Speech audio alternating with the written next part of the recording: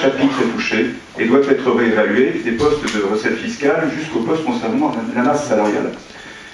Avant d'aller dans le détail du document qui nous est soumis, une remarque d'ordre général. Les précieuses indications fournies dans la présentation M14 incluent des indicateurs sous forme de ratios. Comme pour les budgets précédents, nous y voyons que le périmètre budgétaire de Savigny est très inférieur en recettes comme en dépenses à la moyenne nationale. Cette caractéristique est particulièrement marquée dans le ratio entre dépenses d'équipement et population. À Savigny, cette dépense est 2,6 fois moins élevée que la moyenne, ce qui explique la faiblesse de nos équipements publics et les difficultés de la commune à entretenir son patrimoine. C'est à cette faiblesse qu'il conviendra de s'attaquer dans l'avenir, et pour y parvenir, nous formulerons des propositions aux Savigniens dans les mois prochains. Je viens au budget. Au chapitre des dépenses de fonctionnement, les charges à caractère d'ordre général, chapitre 11, diminuent de 3 430 000 €. Les dépenses liées au traitement des ordures ménagères baissent, elles, de 3 580 000 €. Il y a donc une augmentation de 150 000 € qui est répartie sur les autres postes de ce chapitre. L'augmentation liée au fluide, à la restauration scolaire, au nombre de lits de crèche justifie un accroissement de charges. Vous l'avez dit.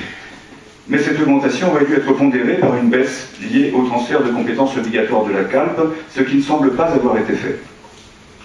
Les charges de personnel, chapitre 12, augmentent de 2,25%. La note de synthèse justifie cette augmentation par le recrutement d'Axel, les effets de la réforme de la catégorie B, et par le glissement vieillesse-technicité. Mais aucun impact à la baisse n'est prévu quant au transfert de compétences obligatoires entraînant des transferts de personnel. Si une période de 2 ans est possible pour mettre en œuvre les transferts pour les compétences optionnelles, les transferts de compétences obligatoires ont très probablement des conséquences en termes de baisse de charges de personnel. Nous n'en voyons pour l'instant pas trace dans le budget 2013.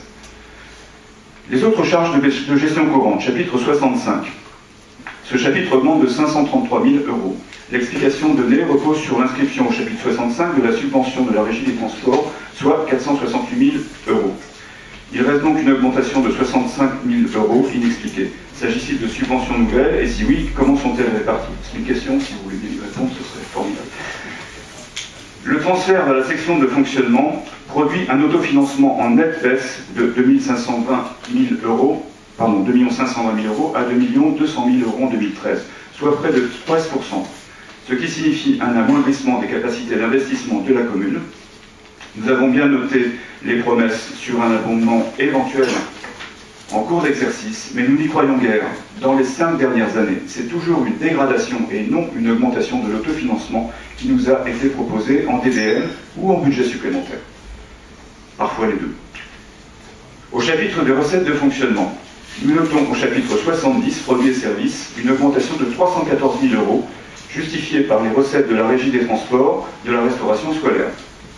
Mais nous ne voyons pas la traduction dans le détail du compte 70 des indications de la note de synthèse. Seul le compte 70 841, qui augmente de 330 000 €, semble en rapport avec les subventions Régie de transport, 468 000 €. Les redevances et droits sur les services périscolaires sont, eux, inscrits en baisse de 42 000 €.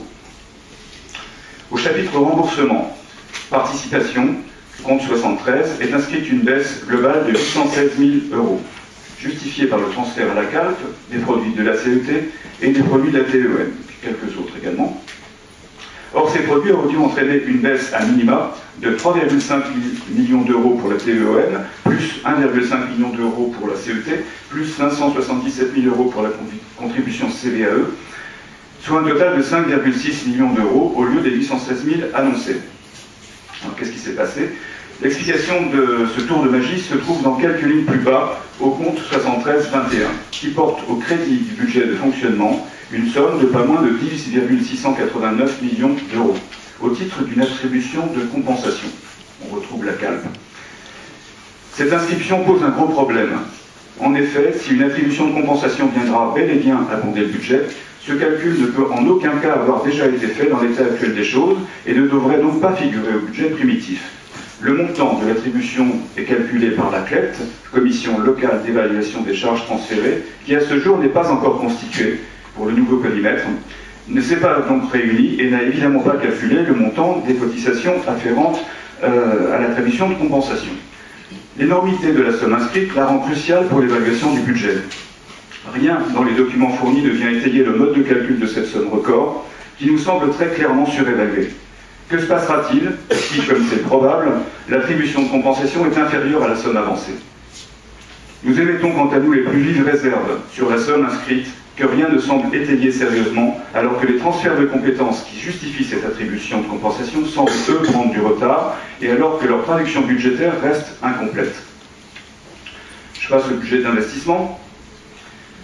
Les dépenses réelles d'investissement hors emprunt nouveau s'élèvent à 5,5 millions d'euros, soit un niveau particulièrement faible pour une ville de 37 000 habitants, au regard de ses besoins.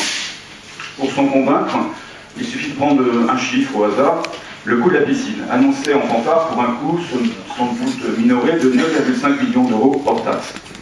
Il faudrait plus de 2 années d'investissement pour absorber le coût de ce seul équipement, qui ne représente pourtant qu'une faible partie des besoins en équipement de la ville de Savigny-sur-Orge. Au chapitre 20, nous trouvons 150 000 euros de frais d'études, PLU, projet urbain, en gros, projet piscine, à ajouter aux frais d'études des années précédentes. Savigny semble se spécialiser dans les études tous azimuts, mais peine toujours à réaliser quelque chose, comme en témoignent les reports de crédit que nous allons encore voter tout à l'heure, aujourd'hui pour des projets retardés. Notons que toutes ces études qui coûtent fort cher aux contribuables restent enfermées dans des cartons. Aucune de ces études n'est disponible au public et nul ne sait si l'une d'entre elles débouchera réellement un jour sur quelque chose de concret. Au chapitre des recettes d'investissement, nous notons des subventions d'investissement de 450 000 euros, divisées par 3 par rapport à 2012, soit moins de 10% des recettes réelles d'investissement. Au chapitre 16, un nouvel emprunt en 2013 pour 2,6 millions d'euros. Pour mémoire, la ville remboursera 2,716 millions d'euros au capital de la dette. Dans l'hypothèse où le nouvel emprunt se limitera effectivement en 2013 à 2,7 millions, ça signifie que la ville se désendettera exactement de 116 000 euros, soit 0,003% du montant total de la dette, évalué, d'après nos informations, à 37,7 millions d'euros au 1er janvier 2013. Les faiblesses constatées notamment dans la section de fonctionnement laissent présager des décisions budgétaires modificatives qui viendront, comme chaque année depuis 2008, aggraver la situation. Dans ces conditions, nous ne voyons pas comment la majorité municipale peut encore écrire que le désendettement de la ville se poursuit. Compte tenu de la trop faible prise en compte des conséquences de l'entrée de Savigny dans la CALP et compte tenu du caractère inconsistant de certaines inscriptions budgétaires, et en particulier celui de l'attribution de compensation, nous estimons ce budget insincère. Nous voterons par conséquent contre. Merci.